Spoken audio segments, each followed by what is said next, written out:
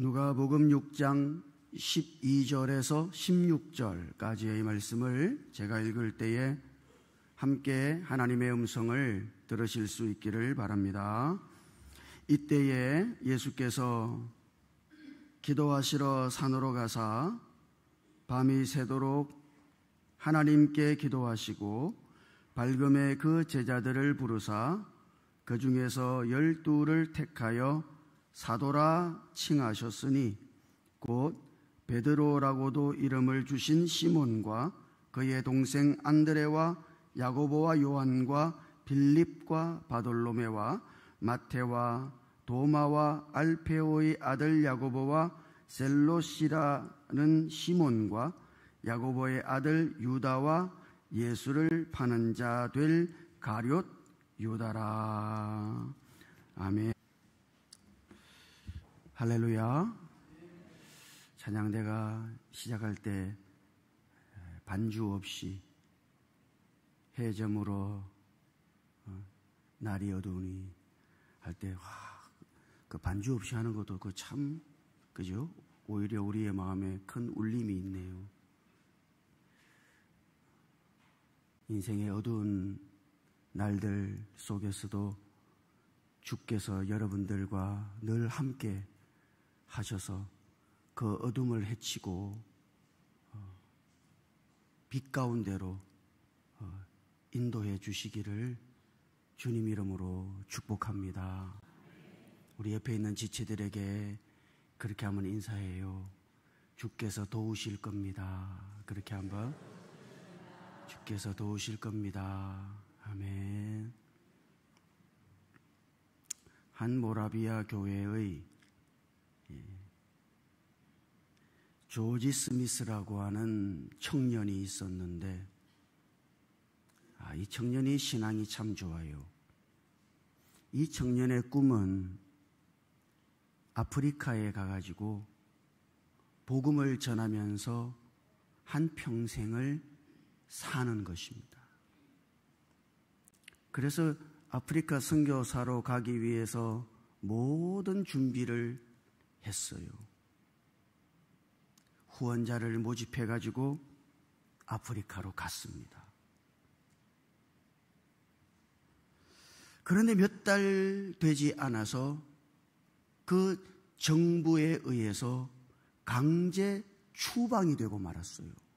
그렇게 기도하고 준비해가지고 마음 먹고 아프리카에 복음을 전하러 딱 갔는데 그 복음을 전한 지 몇 달 되지 않아서 그 정부가 강제로 이 조지 스미스를 추방시킨 거죠. 그 몇 달 동안 이 조지 스미스가 아프리카 땅에서 딱 한 사람을 전도했어요. 이제 복음이 시작되려고 하는, 복음이 전파되려고 하는 그런 중요한 시기에 추방이 된 거죠. 한 사람이 복음을 받아들였는데 이제 그리고 그 다음에 많은 사람들이 복음을 받아들여야 되는데 그렇게 하지 못하고 추방되어서 나온 겁니다. 여러분, 이게 얼마나 난감한 일이에요. 그는 추방당하고 나서도 아프리카를 향해서 기도하고 또 기도하다가 그도 몇 달이 되지 못해서 세상을 떠나고 말았습니다.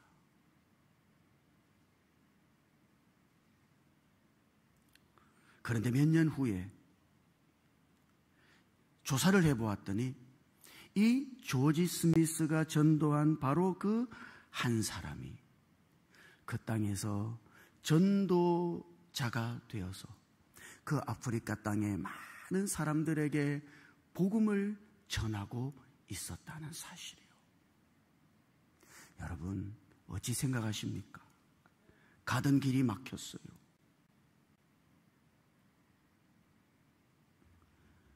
고통이 찾아왔어요. 어떤 의미에서는 꿈이 좌절됐어요. 그러나 그것을 통해서 하나님은 우리의 인생에 새로운 전환점을 만들기도 하신다는 사실을 기억하셔야만 합니다. 누가복음에 의하면 유대 종교 지도자들의 예수님을 향한 비난의 강도, 그들이 예수님을 싫어한단 말이죠. 그래서 예수님을 막 비난해요. 그 예수님을 향한 비난의 강도가 점점 강해지는 것을 볼 수 있습니다. 예수님께서 안식일에 회당 안에서 오른손 마른 사람을 고치는 자리에서 서기관과 바리새인들이 예수님을 책잡기 위해서 다 째려보고 있었어요.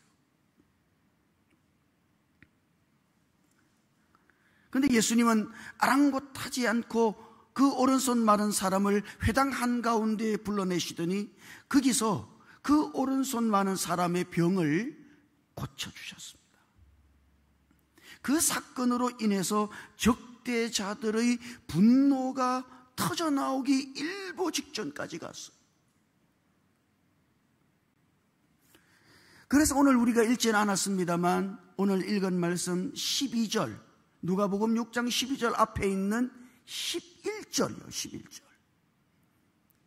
11절을 읽어보면 11절에서는 이렇게 기록하고 있어요.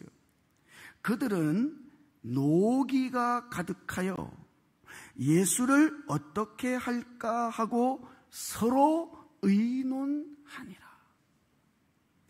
적대자들의 노기가 가득했다.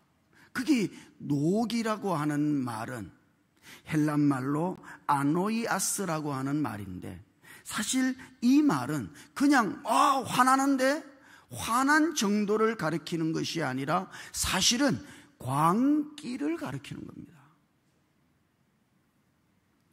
미친 거예요. 미쳐서 돌아가는 거죠.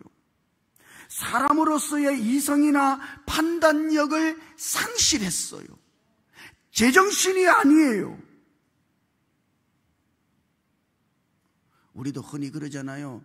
사람들이 막 화를 내고 할 때 내 돌았냐 그러잖아요.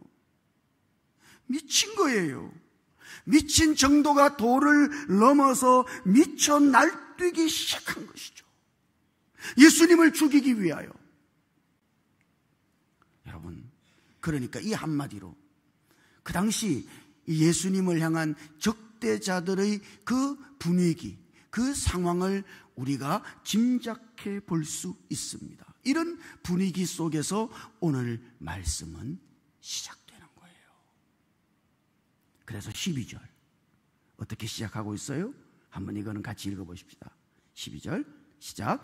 이때에 예수께서 기도하시러 산으로 가사 밤이 새도록 하나님께 기도하시고. 아멘. 12절 말씀은 이때에라고 하는 말로 시작하죠. 이때에, 어느 때죠? 적대자들의 광기가 도를 넘기 시작했을 때의 그런 이야기예요. 적대자들이 예수님을 죽이기 위하여, 해코지하기 위하여 미쳐 날뛰기 시작할 때 그런 이야기예요. 그러니까 여러분, 이때에라고 하는 그 상황이 대단히 심각한 상황이라고 하는 것을 기억하셔야만 합니다. 자, 그런데 이때에라고 하는 이 말을, 이 단어를 누가는 누가복음에서 딱 2번을 사용하고 있습니다. 하나는 누가복음 2장 1절에서 사용하고 있어요. 거기 보면 이런 말씀이 있거든요. 그때에 가이사 아구스도가 영을 내려 천하로 다 호적하라 하였으니. 거기 앞에 보면 그때에라는 말이 나오죠. 12절에서는 이때에라고 되어 있고 누가복음 2장 1절에서는 그때에라고 되어 있어. 이게 다른 말처럼 보이죠. 헬란 말은 다 똑같은 말입니다. 우리말로 번역할 때 그때 이때 이랬을 뿐이지 이게 다 똑같은 말이에요. 누가는 말이죠, 아주 특별한 새로운 전환점이 시작될 때에 이때에라는 말을 꼭 사용한다고. 그러니까 이때에라는 것이 그냥 쉬운 표현이 아니에요. 이게 누가복음에는 아주 중요한 표현이에요. 그거는 새로운 전환점이 시작되고 있다는 것을 우리들에게 보여주는 누가식 표현인 것이죠. 그래서 누가복음 2장에서는 그동안 구약 성경에서 예언되고 예견되었던 그리스도, 그 그리스도께서 이제 그 예언을 따라 실제적으로 이 역사 속에 태어나시는, 그게 얼마나 중요한 시기예요. 그런 전환의 시기를 말할 때 그때에 그랬단 말이에요. 이게 중요하다고. 그것이 그때가 어느 때예요? 이때는 전환점, 새로운 전환점이 지금 일어나고 있음을 말하는 것이죠. 그것처럼 누가복음 6장 12절에 이때에라고 하는 말은 예수님의 인생, 예수님의 공생애에 있어서 새로운 전환점을 맞이하고 있음을 우리들에게 보여주는 말이다, 이 말인 것이죠. 사람들의 반대와 억압과 고통이 있을 때 사람 상대하는 게 참 힘들죠. 그것도 나를 향한 적대자들이 있을 때 그 사람들의 억압과 사람들이 주는 상처라고 하는 거는, 이거는 견딜 수 없을 만큼 힘들죠.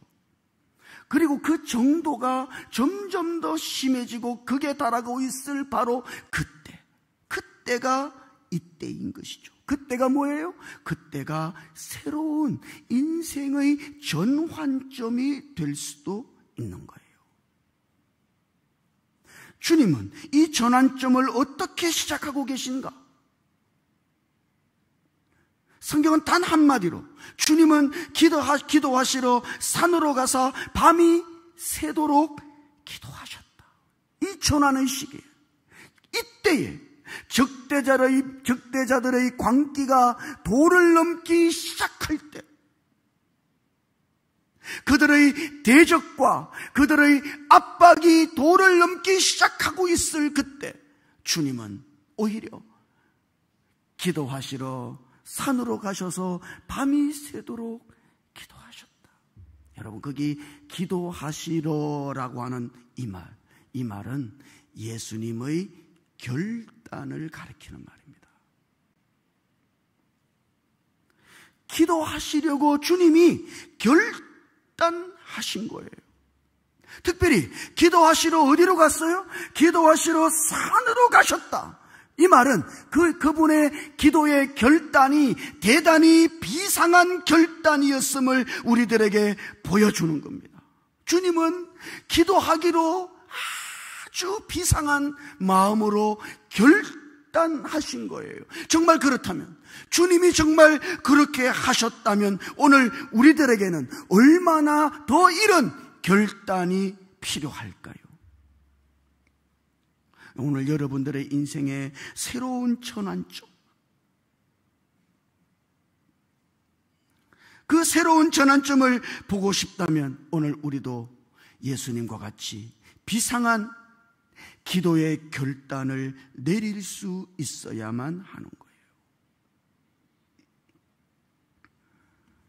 예수님은 특별한 기도를 하시기 위해서 산으로 가셨습니다. 왜 산으로 가셨을까요? 거기 아무에게도 방해받지 않고 하나님을 홀로 대면할 수 있는 곳이었기 때문이겠죠. 적어도 주님에게는 하나님을 1대1로 홀로 대면하는 바로 그 기도의 장소가 있었던 것입니다. 여러분들은 어떻습니까? 누구도 방해할 수 없고, 그리고 마음만 먹으면 하나님과 홀로 대면할 수 있는, 하나님과 나밖에 하나님을 홀로 대면할 수 있는 그런 장소가 여러분들의 기도 생활 가운데 있는가 하는 거예요.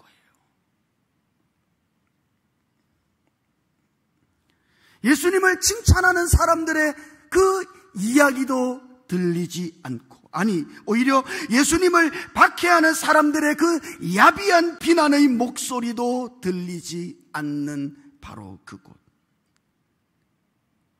오로지 무릎을 꿇고 지존하신 하나님만을 대면하고 하나님 앞에서 위대한 선생이 아니라, 하나님 앞에서 놀라운 치료자가 아니라, 하나님 앞에서 기적을 일으키는 사람이 아니라 하나님의 한 아들로서 무릎을 꿇고 하나님을 홀로 대면하는 바로 그런 곳, 주님은 그곳에 자기 자신을 두기로 결단하신 겁니다. 여러분, 오늘 우리의 인생에 있어서 이런 곳은 대단히 중요하다. 어느 누구의 방해도 받지 않고 하나님을 홀로 대면하는 그 시간, 그런 곳을 가지는 것은 정말 중요하다. 그래서 주님은 기도의 결단을 하시고 하나님을 홀로 대면하기 위하여 산으로 가신 것입니다. 거기서 주님은 지금 일어나고 있는 이 모든 적대적인 상황에 대하여 하나님의 인도하심을 받고 싶으셨던 것일 것입니다. 여러분, 오늘 우리가 인생을 살아가다 보면 하나님의 특별한 인도가 필요할 때가 있어요. 물론 우리에게 하나님의 도우심과 은혜가 필요치 않은 때는 그 어느 때도 없습니다만, 그렇죠? 늘 하나님의 보호하심이 오늘 우리에게는 필요해요. 우리의 일상의 삶 속에서 늘 하나님의 이끄심이 오늘 우리의 일상의 삶에서 필요합니다만, 그러나 정말 그런 하나님의 일상적인 우리의 삶의 도우심이 아니라 특별한 방법으로 나를 이끌어 주셔야 할 바로 그때, 그런 필요가 있는 때가 오늘 우리의 인생에도 있을 수 있는 것이죠. 우리가 살아가면서 특별히 하나님의 인도가 필요할 때, 그때 하나님의 인도를 받지 못한다면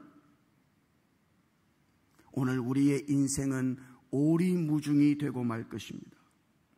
어떻게 해야 좋을지 알 수 없어 방황하기 시작할 것이며, 하나님의 특별한 인도 없이 무엇을 선택했다면 그 결과 몇 걸음 가지 않아서 그 걸어온 길을 후회하게 될 것이니, 자기 자신의 선택을 뉘우치게 되는 그런 가슴 아픈 상황을 만날 수도 있을 것이니, 여러분, 오늘 우리들에게도 이런 하나님의 특별한 이끄심이 필요할 때가 있다 이 말이에요.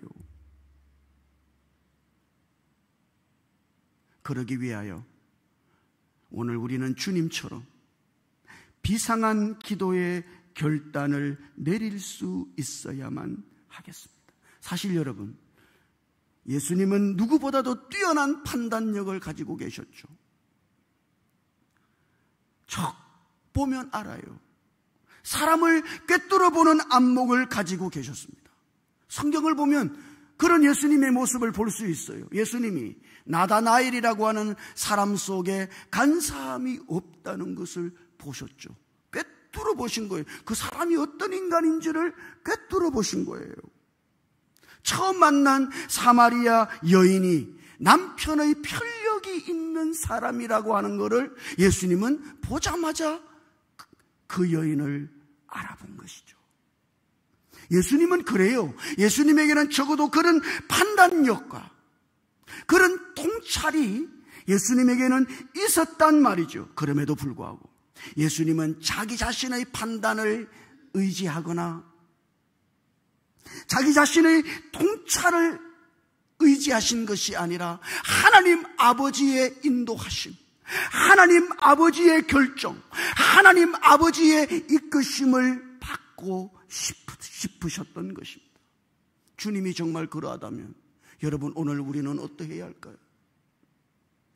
우리도 하나님의 이끄심과 하나님의 특별한 인도하심을 받기 위하여 하나님 앞에 기도로 나아갈 수 있어야 하지 않겠습니까?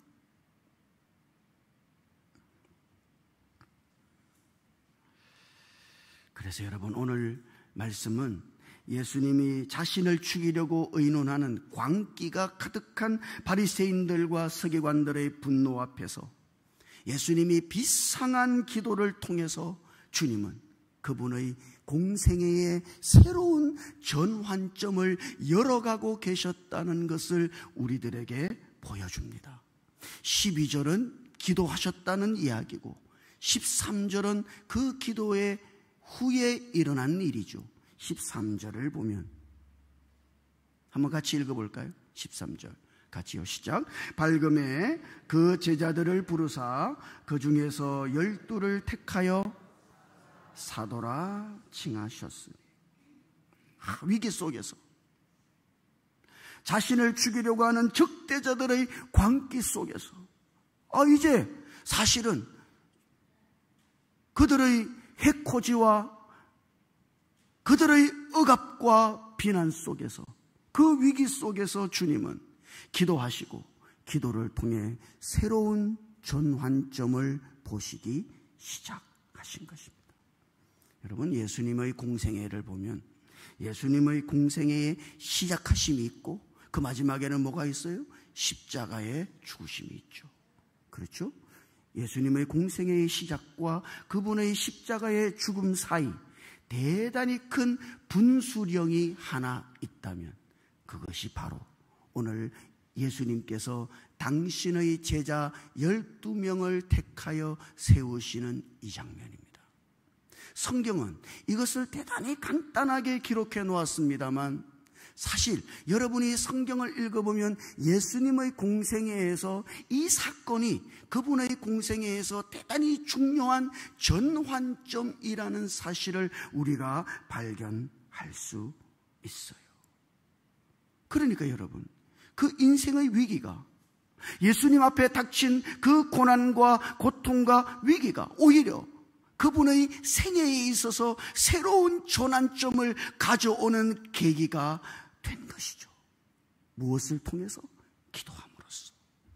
그러므로 여러분, 오늘 우리가 때로는 억울하고 때로는 고통스러운 일을 당하고 앞길이 보이지 않을 정도로 어두컴컴한 길을 걸어가야 할 때, 그런 난관에 우리가 부딪혔을 때, 그때가 절망하지 말고 그때가 여러분들의 인생의 새로운 터닝 포인트, 새로운 전환점이 될 거라 믿고 예수님처럼 비상한 기도의 결단으로 하나님 앞에 하나님을 대면하여 기도한다면 하나님께서 여러분의 인생의 새로운 전환점을 열어주실 것이니, 오늘 우리들 모두가 이런 하나님의 역사를 누리며 살아갈 수 있게 되기를 주님 이름으로 축복합니다. 주님은 언제나 그래요. 사도 바울도 그랬죠. 사도 바울이 고린도에 이르렀을 때 그는 먼저 유대인들의 회당에 들어가서 복음을 전합니다. 복음을 전할 때 그냥 전한 게 아니에요. 성경을 읽어보면 말씀에 붙들려서 예수는 그리스도시라 그 유대인의 회당에서 주님이 복음을 밝히 전거했습니다만, 그때 그럼에도 불구하고 대적들이 일어나서 사도 바울 일행을 회방하기 시작합니다. 복음을 전하지 못하도록. 사도 바울은 어쩔 수 없이 그의 사역의 중심지를 회당 옆에 있는 디도 유스도라고 하는 사람의 집으로 옮길 수밖에 없었어요. 그런데 거기서 역사가 일어납니다. 회당장 그리스보가 온 집안으로 더불어 예수를 믿고 수단 고린도 사람들이 복음을 듣고 세례를 받는 역사가 일어났다. 전환점이 된 것이죠. 어려운 난관에 부딪혔을 때 하나님께서는 바울로 하여금 그의 사역의 새로운 전환점으로 자꾸 돌아서도록 하나님께서 인도하신 겁니다. 그래서 사도 바울이 처음에는 유대인의 회당에서만 복음을 전했습니다만 그가 결국은 그의 사역의 새로운 전환점으로서 이방인으로 이방인에게로 향하는 그런 복음의 역사를 펼치게 된 것이죠. 사랑하는 성도 여러분, 어처구니 없는 일을 만나요. 억울한 일을 당해요. 너무 속상하고 너무 아픈 일을 만나요. 이런 인생의 난관에 부딪혔을 때 이거를 꼭 기억해야 돼요. 내 인생에 새로운 전환점이 있을 수 있겠다. 하나님이 내 인생에 새로운 전환점을 마련해 주시려나 보다. 그리고 예수님처럼 비상한 기도의 결단으로 하나님 앞에 나아가 기도함으로써 하나님께서 열어주시는 비상한 새로운 인생의 전환점을 여러분들도 맞이하실 수 있게 되기를 주님 이름으로 축복합니다. 우리가 기도할 수 있다면, 예수님처럼 비상한 기도의 결단으로 기도할 수만 있다면 그 고통의 때가 더 놀라운 전환점이 될 수 있다. 생의 고비마다, 여러분의 인생의 고비마다 이런 비상한 기도의 결단으로 그 고비가 새로운 전환점이 되는 그런 역사를 오늘 우리들 모두가 이루고 살아갈 수 있기를 주님 이름으로 축복합니다. 기도하십시다. 주님, 인생이 난관에 부딪혔을 때, 억울한 일을 만나고 속상한 일을 만날 때, 그때가 하나님이 열어주시는 새로운 전환점인 것을 알고 예수님처럼 우리도 비상한 기도의 결단으로 기도할 수 있도록 우리를 이끌어 주시옵소서. 기도함으로써 우리의 인생의 고비가 새로운 전환점이 되는 그런 하나님의 역사를 오늘 우리들 모두가 누리며 살아갈 수 있도록 이끌어 주시옵소서. 우리 주님 예수님 이름으로 기도드립니다.